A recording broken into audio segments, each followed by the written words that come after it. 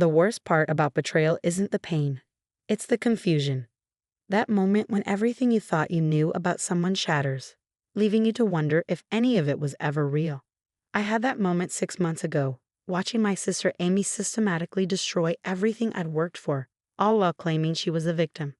I'm Charlotte Bennett, and this is the story of how my sister tried to ruin my life, not realizing I had proof of what she'd really done.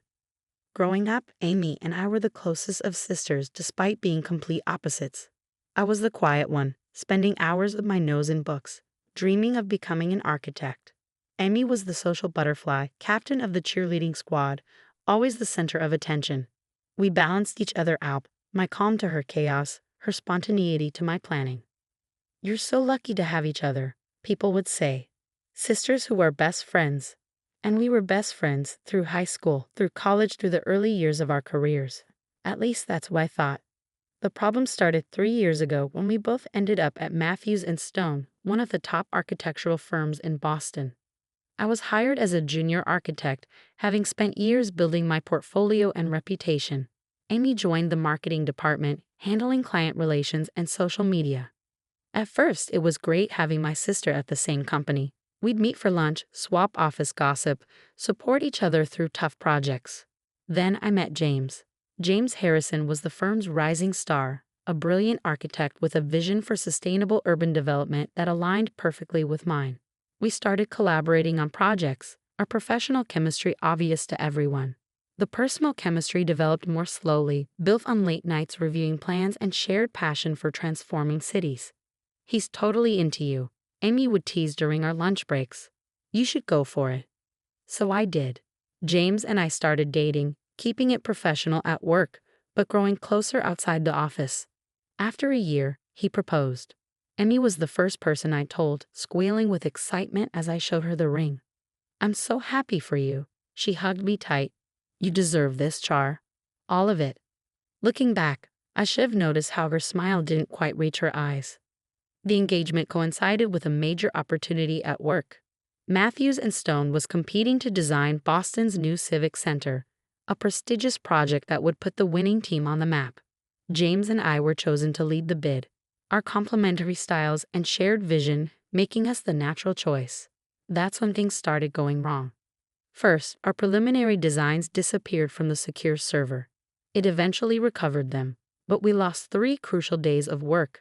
Then key client meetings got mysteriously rescheduled without our knowledge. Emails went missing, presentations got corrupted, deadlines got confused. Mercury must be in retrograde or something, Amy said when I complained about our string of bad luck. But don't worry, I'm sure you'll pull it together. The final presentation was a disaster. Somehow, our carefully prepared materials were replaced with an earlier unfinished version. We looked unprofessional, unprepared. The Civic Center project went to another firm. James was devastated. I was furious. The partners were disappointed. And Amy was sympathetic, but there was something off about her response. "Maybe it's for the best," she said over drinks that night. "You've been so stressed about the wedding planning anyway. Now you can focus on that." The wedding. I'd almost forgotten how many strange things had been happening with that too. Vendors claiming they'd received cancellation emails from me. Deposits going missing. Last-minute problems with everything from the flower arrangements to the caterer's menu. "Wedding planning is always chaotic," my mother said when I mentioned the issues. "Thank goodness Amy's helping you sort everything out." Yes, Amy had inserted herself into every aspect of the wedding planning, offering to handle communications with vendors, saying she wanted to take stress off my plate. I'd been grateful at the time, too busy with work to question it. Then came the incident that changed everything. I was working late one night, trying to rebuild our reputation after the Civic Center disaster. The office was empty except for the cleaning staff. And unexpectedly, I found her in my office, at my computer. "Oh," she jumped when I walked in. I was just looking for that vendor spreadsheet. For the wedding. Something about her reaction felt wrong. The vendor information was in our shared Google Doc. She had no reason to be on my work computer. But before I could question it, she rushed out, saying she was late for drinks with friends. The next morning, James was called into a partner meeting. Someone had reported us for ethical violations. claiming we'd stolen design elements from competitors for the Civic Center bid. They had screenshots of emails, documents that seemed to prove it.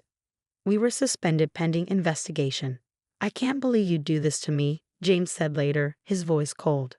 Those emails came from your account, Charlotte, your computer. I didn't. You know I wouldn't. But the evidence looked damning. And in the middle of it all, Amy played the supportive sister perfectly, defending me to anyone who would listen, all while subtly spreading doubt. I just don't understand it, she'd say to colleagues. Charlotte's always been so honest. The pressure must have gotten to her. The investigation dragged on. James and I were cleared of the most serious charges. The partners accepted that the emails could have been planted. But our reputations were damaged. The trust was broken. I need time to think, James said, removing his engagement ring. About everything. I went home that night to find Amy in my apartment, ostensibly bringing comfort food and sympathy. She hugged me as I cried, stroked my hair, told me everything would work out. Maybe James isn't the right one anyway, she said softly. If he doesn't trust you. That's when I saw it. A flash of satisfaction in her eyes, quickly hidden behind sisterly concern. In that moment, all the strange incidents of the past months suddenly connected like dots in a sinister drawing. The missing designs, the corrupted presentations, the vendor problems, the planted emails. It couldn't be, could it? But I had to be sure. The next day, I called in a favor from Marcus, our head of its security. I'd helped design his house last year, a project I'd done on the side. Something's not right, I told him. I need to know who's accessed my computer, my emails, everything. Marcus hesitated. That's not exactly. Please, my career and relationship are falling apart. I need to know the truth. He agreed to help setting up monitoring software and recovering deleted security logs. He also helped me install discrete cameras in my office, their feeds backing up to a secure cloud server. Then I waited, watching, gathering evidence. The rehearsal dinner was in 2 days. Despite everything, we decided to go ahead with the wedding, James agreeing to try to work things out. Amy had been particularly insistent about keeping the date. You can't let a little work drama ruin your special day, she'd said. Trust me, I have everything under control. Those words should have terrified me. But for once, I was counting on my sister's need for control, her compulsion to be the center of attention. Because I knew something she didn't, the cameras had caught everything. Every late-night visit to my office, every deleted file, every planted email. And more importantly, they caught her phone calls, the ones she made when she thought she was alone. The story they told was worse than I'd imagined. The security footage told a story so twisted I could hardly believe it was real.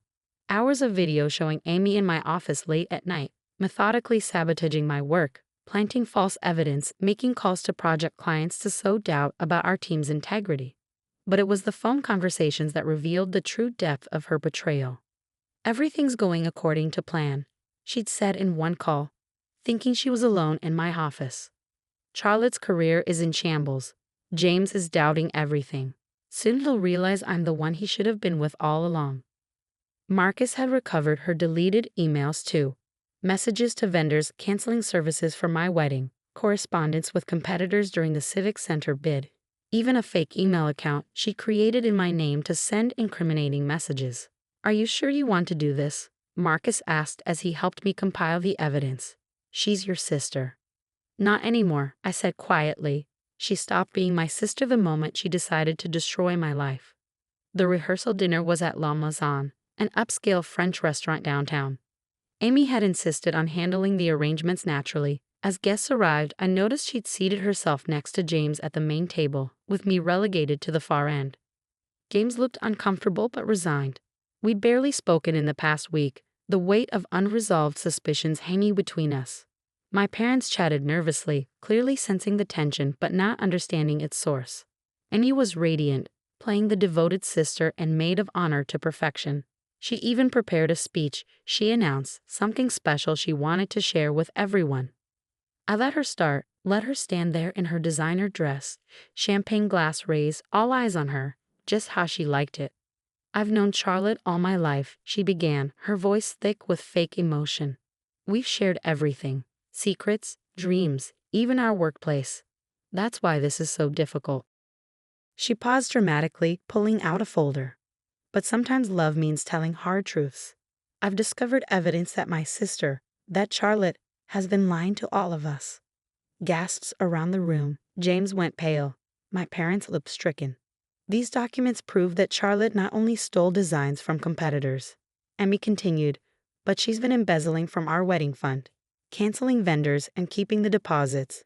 That's quite a story, I said, standing slowly. Why don't we watch a movie instead? Before she could respond, I nodded to Marcus, who started the video projection we'd set up. The screen came to life with crystal clear security footage. There was Amy sneaking into my office at midnight, Amy deleting files from my computer, Amy making calls on her cell phone. No, this is Charlotte Bennett. I need to cancel my contract. Yes, keep the deposit. No, don't try to contact me directly. The color drained from her face as her own voice filled the room. James should have been mine. We had a connection at the office Christmas party last year. I know he felt it too. But then Little Miss Perfect had to swoop in. More footage played. Emmy sending emails from my computer. Emmy planting false documents. Emmy laughing on the phone about how perfectly her plan was working. Turn it off, she whispered. Why? I asked. Isn't this the truth you wanted to share? The room had gone deadly quiet. James was staring at Amy with a mixture of disgust and disbelief. My parents looked like they'd been slapped. I can explain, Amy started, but her voice cracked. Let me explain, I said, my voice carrying in a silence. You couldn't stand that I was succeeding on my own merits, that James chose me, that for once in our lives I had something you wanted and couldn't take. That's not. I never. Never what? Never sabotaged my career, never tried to ruin my relationship, never betrayed your own sister out of jealousy and spite. I played one final clip. Amy in my office just yesterday, practicing her rehearsal dinner speech, gloating about how this would be her masterpiece, her final triumph. I'd say your performance was brilliant, I continued as the screen went dark. But brilliance requires originality. All you've done is play the same role you always have. The center of attention, the star of the show. Only this time you went too far. The partners from Matthews and Stone were in attendance. My guests, though Amy hadn't known that when she planned seating. They looked thunderous as they approached her. Ms. Bennett, the senior partner said, I suggest you come to our office first thing Monday morning to discuss your employment status and bring your lawyer. James stood up, finally finding his voice. Charlotte, I am so sorry. I should have trusted you. Yes, I agreed. You should have. My parents were crying quietly in their seats. Mom reached for Amy, but she jerked away, her composure finally cracking. You always got everything, she screamed at me. The grades, the career, the perfect relationship. It wasn't fair. I just wanted what I earned. I finished for her. What I worked for. While you were partying through college and expecting things to be handed to you, I was building my career. While you were flirting with every man in the office, I was developing a real relationship. The only thing that wasn't fair was having a sister who'd rather destroy me than see me succeed. Security arrived, Marcus's final arrangement. They escorted Amy out as she continued to scream about unfairness and betrayal, her mascara running down her face. The aftermath was both easier and harder than I'd expected. Matthews and Stone launched a full investigation, eventually firing Amy and clearing my name completely. Several vendors came forward with recordings of her cancellation calls, and the missing deposits were traced to an account she opened in my name. James and I postponed the wedding, opting for counseling to rebuild our trust. He's working hard to make amends for doubting me, understanding now how skillfully Amy had manipulated everyone. My parents, that's been the hardest part. They're in therapy too, trying to understand how they missed the signs, how their parenting may have contributed to Amy's sense of entitlement and competitiveness. We always said you were lucky to have each other, Mom told me sadly. Maybe we should have taught you both to be worthy of having each other instead. Amy moved across the country after everything came out. Last I heard, she's working at a small marketing firm, under strict supervision. She still maintains she was the victim somehow, that I drove her to it by being too perfect. The wedding finally happened 6 months later, smaller, more intimate, but more genuine. Instead of a maid of honor, I had my closest friends stand with me. People who had supported me through everything. Who had seen through Amy's manipulations even when I couldn't. During the reception, James pulled me aside to show me something.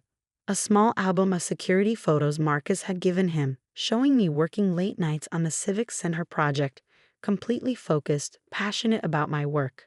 "This is why I fell in love with you," he said. "Not because of grand gestures or dramatic scenes, but because of your quiet dedication, your genuine passion for what you do." We're back at Matthews and Stone, our reputations not just restored but enhanced by how we handled the crisis. The partners have put us in charge of a new sustainable housing project, bigger than the Civic Center would have been. Yesterday, I found an old photo of Amy and me as kids, grinning at the camera with ice cream on our faces. Sometimes I miss that sister, the one who shared secrets and dreams before jealousy poisoned everything. But then I remember that person never really existed. She was just another role Amy was playing, waiting for her chance to steal the spotlight. The security cameras are gone from my office now, but I've kept one small reminder of everything that happened. On my desk sits a simple frame containing a fortune cookie message I got the day I decided to investigate Amy's betrayal. The truth has a way of coming to light. The only question is whether you're ready to see it. I was ready. It hurt. It changed everything. But it also set me free. Free from manipulation. Free from false loyalty. Free from the exhausting task of managing Amy's endless need for attention and validation. Last week, a young intern came to me for advice about office politics and difficult colleagues. I thought carefully before answering. Success isn't about defeating others, I told her. It's about being someone who can face herself in the mirror every morning, knowing she's earned her place through hard work and integrity. Amy never understood that. She was so busy trying to take what others had that she never built anything of her own. That's the real tragedy, not that she betrayed me, but that she betrayed herself, becoming exactly the kind of person she always accused others of being. As for me, I'm building things again, buildings, relationships, a life based on truth rather than competition. Sometimes the best revenge isn't about getting even. It's about getting better, about refusing to let someone else's darkness dim your light. The truth may hurt, but lies destroy. I chose truth. And in the end, that made all the difference.